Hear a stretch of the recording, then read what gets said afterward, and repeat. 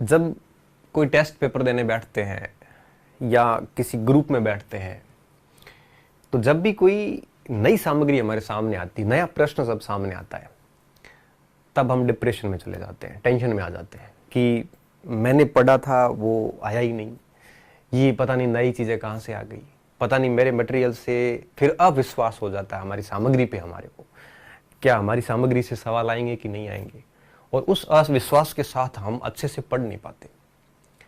ये आम समस्या है विद्यार्थियों के साथ में।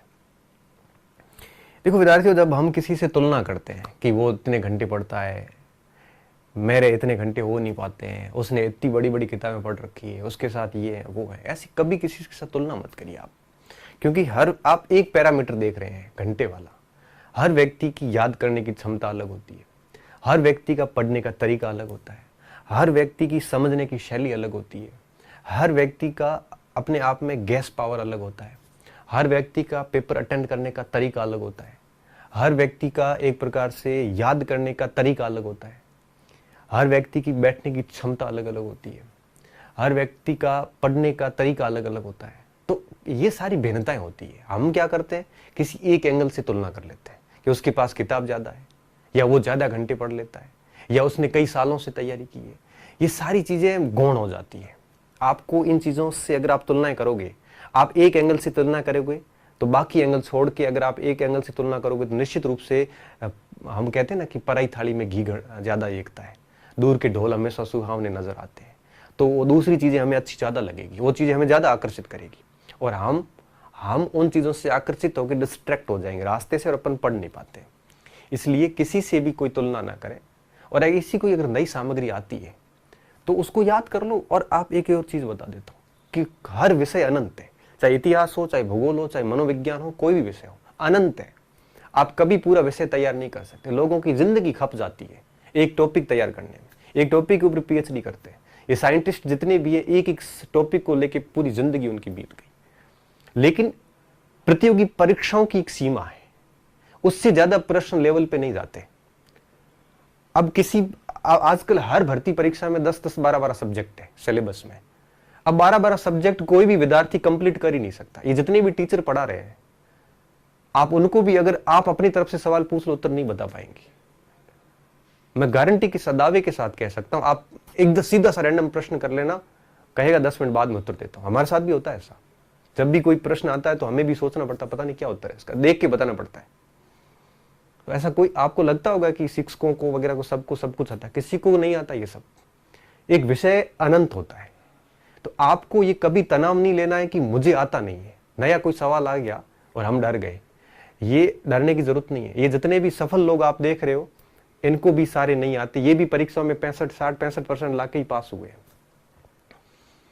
कई बार क्या होता है, शिक्षकों में प्रतिस्पर्धा होती है, एक दूसरे में अपनी छवि महान बनाने के चक्कर में भी कई बार इतना कठिनता के लेवल पे टीचर चले जाते हैं, सब्जेक्ट के ऐसे ऐसे प्रश्न दे दे विद्यार्थी मारा जाता है। तो फिर होता क्या है, एक वो मारवाड़ी में कहावत है, बिल्ली का खेल हो रहा है और चूहे का जो है वो घर टूट रहा है। क्योंकि बिल्ली खेलती है बिल्लों के ऊपर, तो चूहे के घर टूट जाते हैं। तो फिर क्या होता है, कई बार टीचर्स जो है वो भी सब्जेक्ट ही अथाह गहराई में चले जाते हैं। तो फिर होता ये कि हम वापस तनाव में आ जाते हैं, यार इतना तो हमने पढ़ा ही नहीं। हमें ये लगता है कि सारे प्रश्न महत्वपूर्ण है। कई बार प्रोफेशनलिज्म भी बीच में आ जाता है। कई बार गाइड वगैरह में अनावश्यक चीजें होती है, वो देख के हम डर जाते हैं। इसलिए कहते हैं कि बोर्ड की किताबें हैं, एनसीईआरटी की किताबें हैं, इनको बेस बना के तैयारी कर लो, परीक्षाएं इतने से हो जाती है। बाकी सारी चीजें दिखाने की, विद्यार्थियों जितने भी ट्यूटर वगैरह सारे हैं, ये दिखाने की किताबें अलग होती है, पढ़ने की किताबें अलग होती है। ये चीजें मैंने बहुत अच्छे से देखी है। लोग जो दिखाते हैं मैंने इतनी पढ़ा, ऐसा नहीं होता। दिखाने का अलग है, पढ़ने के लिए 2-4 किताबें होती है। तो आपको इन चीजों में बिल्कुल तनाव नहीं लेना। आप जब पेपर देखोगे, आगे अभी रीट के एग्जाम्स है, फर्स्ट ग्रेड के कॉलेज के एग्जाम है, आप पेपर देखना, आप देखोगे उसमें पाओगे कि अरे तो कुछ था ही नहीं। आप यूं ही इतने तनाव में रहे, आप फालतू के ही एक प्रकार से डिप्रेशन में चले गए। वो सिर्फ इस कारण चले गए कि आपने कहीं से भी थोड़ा कठिन सवाल देख लिया। लोग जनरली, एक ह्यूमन प्रवृत्ति होती है, हम क्या करते हैं, हम ऐसा प्रश्न बनाते हैं जो हमें नहीं आता है। ये मानवीय प्रवृत्ति। मैं अगर आपको कहूंगा कि आप मुझे कुछ सवाल पूछो, तो आप वही पूछोगे ना जो आपको नहीं आता। तो फिर प्रश्न जनरली वही पूछे जाते जो उसको खुद को नहीं आते। तो जो ऐसे प्रश्न कितने होते परीक्षा में? 5%। ऐसे 5% कठिन सवालों के चक्कर में हम हमारी 95% की तैयारी बिगाड़ देते हैं। इसलिए मैं कई बार कहता हूं सोशल मीडिया के इन प्रश्नों से वगैरह से दूर रहें। क्यों? ये लोग क्या करते हैं, ये ऐसे कठिन सवाल देके उस विषय के प्रति एक ऐसा भय पैदा करते हैं कि आप उनके पास जाओ। तो आप विद्यार्थी वर्ग उसको समझ नहीं पा रहा है। अगर आपको सब्जेक्ट गहराई में जाना तो आप जाइए, आप स्टेप टू स्टेप जाइए, धीरे धीरे धीरे धीरे धीरे धीरे धीरे आप पढ़ते जाओगे तो धीरे धीरे अपने आप गहराई आएगी। लेकिन आप अगर चाहते हो कि मैं एक ही दिन में गहराई, तो वो नहीं हो पाएगा। परीक्षाएं पास करने के लिए आराम से 12वीं तक की जो किताबें होती है उसको बेस बना के अगर ढंग से तैयारी की जाए, जैसे 12वीं तक का जो मैटर है उसमें 2-4 बातें और एक्स्ट्रा पढ़ी जाए, जैसे अक्षांश देशांतर रेखाएं 12वीं में है, 11वीं 12वीं में है कहीं पे, वहां 5 विशेषताएं, तो आप थोड़ी 2-3 और विशेषता याद कर लो। बस यहां तक ही एग्जाम्स में पूछा जाता है, इससे ज्यादा नहीं पूछे जाते। तो आप ऐसे सोशल मीडिया पे ऐसे अजीबोगरीब सवाल आते हैं, उनसे डरे नहीं, क्योंकि कई लोग प्रतिष्ठा के लिए सवाल देते हैं, कई लोग अपनी दूसरी टीचर्स की प्रतिस्पर्धा के कारण टफनेस बढ़ती जाती है। ये बगाड़ दिया सारा कुछ इस सोशल मीडिया, यूट्यूब वगैरह ने। आप पुराने पेपर जब देखोगे तो आपको एहसास होगा कि नहीं यार, इतना तो कुछ नहीं जितना आजकल ये चल रहा है, कठिनता, यूजलेस प्रश्न वगैरह चलते रहते हैं। आजकल मैं कई बार यूट्यूब वगैरह पे देखता हूँ, बच्चे प्रश्न पूछते हैं, तब हमें भी लगता है पता नहीं कहाँ से आते हैं। अब एक आजकल जिला दर्शन नया चल रहा है। अब मैंने बाड़मेर जिला दर्शन एक बार किसी बच्चे ने तो बाड़मेर में ऐसे ऐसे किले बता दिए जो बाड़मेर में है ही नहीं। तो क्या होता है, अपनी कुछ रेपुटेशन बनाने के चक्कर में इतना कुछ दे देते हैं कि बच्चा भ्रमित हो जाता है। बच्चे को लगता है कि पता नहीं कितना कुछ पढ़ा है पढ़ने के लिए। ऐसा कुछ भी नहीं, ये चीज हमें भी नहीं आती। हम परीक्षा हम भी पास कर चुके हैं, आप कहो तो और भी कर लें हम। ऐसा कुछ भी नहीं है। कंटेंट अच्छा याद रखो, बढ़िया चीजें याद रखो। फालतू चीजें अगर याद करोगे तो ये तो सागर है, इसमें कितना कुछ याद करोगे, इसकी कोई सीमाएं नहीं, अनंत है ये। इसलिए पुराने पेपर्स को देखोगे तो आपको पता चल जाएगा कि इतना कुछ नहीं है जितना इन्होंने माहौल सभी ने बना रखा है। डरने की कोई जरूरत नहीं है। 12वीं तक की किताबों को बेस बनाइए और सामान्य एक किताब, हर सब्जेक्ट की बढ़िया किताब रखिए और उसको बढ़िया तैयार कर लीजिए। जैसे पॉलिटी है तो लक्ष्मीकांत है या वाणी प्रकाशन की एक किताब आती है, उससे सवाल बाहर नहीं जाता, वो तैयार कर लो, बाकी लाने की कोई जरूरत नहीं। ज्योग्राफी की कोई एक आधी किताब ले लो 11वीं 12वीं तक की और एक किताब ऑथेंटिक, तो 12वीं तक की किताबें प्लस हर सब्जेक्ट की एक एक ऑथेंटिक किताब रख लो। इससे ज्यादा कुछ नहीं। ये भी मैं बहुत ज्यादा बता रहा हूं, इनमें से परीक्षाएं हो जाती है, बाकी सारी चीजें कुछ भी नहीं है। और मैं हर परीक्षा में, अगर आप इस 12वीं तक को बेस बनाते हो और एक एक किताब हर पार्ट की ऑथेंटिक लेके आ जाते हो, तो ये 15-20 किताबें हो जाएगी। और मैं दावे के साथ कहता हूं कि कोई भी परीक्षा में 90% सवाल उन्हीं किताबों से आ जाते हैं और मेरिट किसी की भी 70-80% से 70% से ज्यादा नहीं रहती। तो आपको ऐसे डरना नहीं है। बस वो ऑथेंटिक बुक्स प्लस 12वीं तक की बेस बना दो, कोई भी बना दो बेस, 12वीं तक की एनसीईआरटी, ओल्ड न्यू कोई भी। तो वहां से उस ऑथेंटिक तक अगर आप इतना कर लोगे तो आप किसी भी एग्जाम में अच्छी रैंक के साथ चयनित हो सकते हो। बाकी अगर इन कठिन प्रश्नों के भंवर में आप फंस गए, आपको लगने लग गया कि पता नहीं कितना और बाकी पड़ा है, तो मैं हकीकत बता रहा हूँ, ये जब ऐसे सवाल हम देखते हैं ना आजकल यूट्यूब वगैरह पे, सोशल मीडिया पे सवाल हमारे सामने बच्चे स्क्रीनशॉट करके भेज देते हैं, सर इसका उत्तर बताओ। हकीकत बताता हूँ, दिन में अगर 10 सवाल आते हैं तो 7-8 ऐसे होते हैं जिसके उत्तर हमें आते नहीं है ना, हमने कभी ऐसे सवाल देखे, फिर हम उत्तर बताने की स्थिति में नहीं होते। क्यों? क्योंकि ये ऐसे यूजलेस प्रश्न पता नहीं कितने ही हैं, कौन कौन सी चीज याद करें, याद करने की एक क्षमता होती है। इसलिए आप जो है अपने मटेरियल पे विश्वास रखें। ऐसे ही वर्चुअल दुनिया के जो कठिन सवाल आते हैं, इनमें बिल्कुल भी डरने की आवश्यकता नहीं है। ये परीक्षा के सिलेक्शन के लिए सवाल नहीं है, ये सिर्फ और सिर्फ विद्यार्थियों को भ्रमित करने के लिए और डराने के लिए सवाल बनाए जाते हैं। अब इनके पीछे की कहानी नहीं पता आपको, इसलिए कहता हूं कि इन चीजों को समझिए, पढ़िए और आप बढ़िया तरीके से अपना काम जारी रखिए और इस प्रकार की चीजों से ना फंसे। आपको तब जाके धीरे धीरे आप किताबों पे विश्वास कीजिए, तभी आपका कॉन्फिडेंस बढ़ेगा। सोशल मीडिया के सवालों से वगैरह से कुछ भी नहीं होता। मैं मानता हूँ हार्ड टेस्ट दीजिए, कोई टेस्ट हार्ड है तो दे दीजिए, कोई बात नहीं, लेकिन उसका आपकी साइकोलॉजी पर इफेक्ट नहीं होना चाहिए। ऐसा नहीं होना चाहिए कि पता नहीं ये सवाल इतना कठिन कहाँ से आ गया।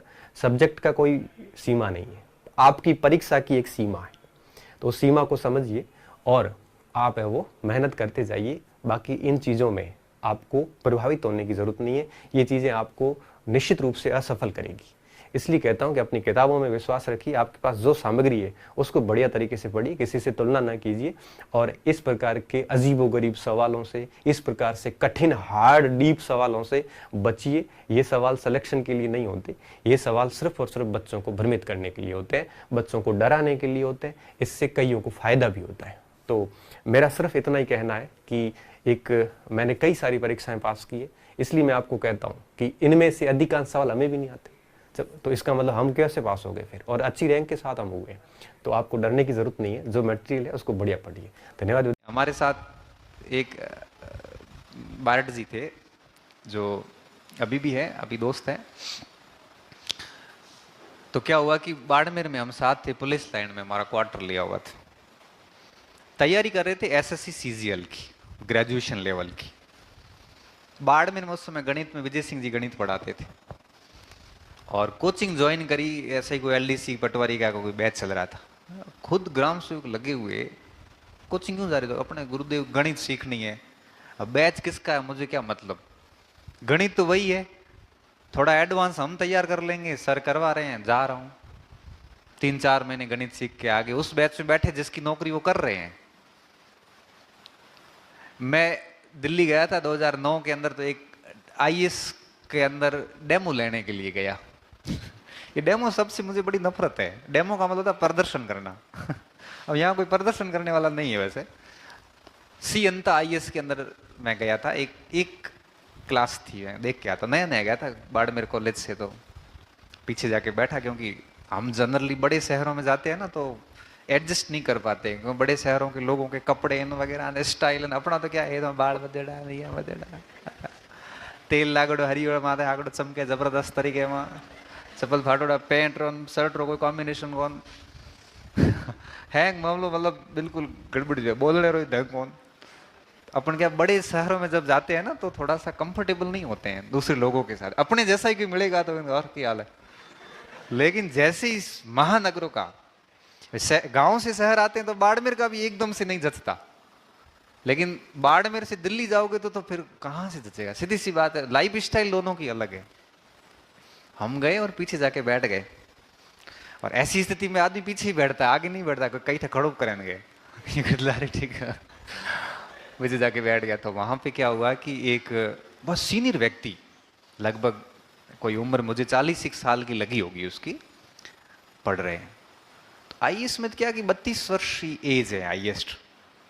एज मुझे ऐसे लगा, मैंने कहा यार एज में तो ज्यादा है, पूछूं कैसे इसको, मैं कहा आपके कितने अटेम्प्ट हुए, पूछना मुझे, ये मैं पूछूं कैसे, क्या पता अंग्रेजी में बोल देगा ये।